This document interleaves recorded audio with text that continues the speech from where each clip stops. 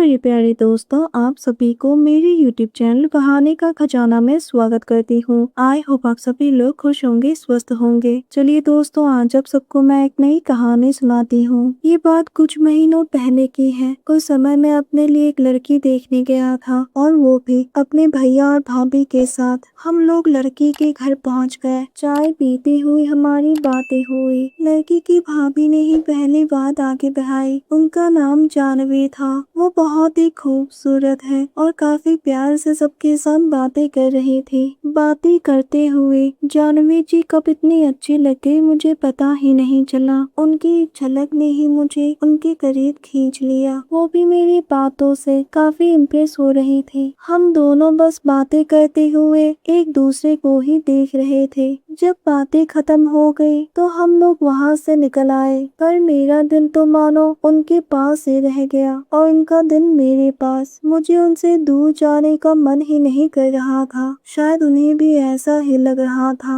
उनसे अलग होते ही मेरा मन उदास होने लगा। पता नहीं कभी वापस उनसे मिल भी पाऊंगा या नहीं। मेरा मन तो जानवी जी के लिए धड़कने लगा था। 6 दिन के बाद मैंने जानवी जी को फोन किया। वो मेरी आवाज सुनकर ही मुझे पहचान गई कि मैं बोल रहा हूँ। हमारी बातें होने लगी। जानवी की ननद को मैं पसंद नहीं आया, लेकिन जानवी और मेरा रिश्ता जम गया। करीब 2 महीने तक हम दोनों फोन पर बातें की और फिर एक दिन हमने मिलने का फैसला किया। हमने एक रेस्टोरेंट में मुलाकात की। उसे देखकर ही मुझे बहुत ही सुकून मिला। मैंने तो मानो राहत की सांस ली। उसकी भी आंखें यही बता रही थी। उसने एक प्यारी सी मुस्कान दी और मेरे सामने बैठ गई। हम दोनों ने बहुत देर तक बातें की और मैंने उसे अपने दिल की बात कह दी कि मैं उसे बहुत पसंद करता हूँ। उसने भी मेरे हाथों को अपने हाथों में लेकर अपना प्यार जताते हुए मुझे स्वीकार कर लिया। मैंने उसका हाथ चूम लिया और उसे भी। कुछ देर के बाद वो चली गई और जाते जाते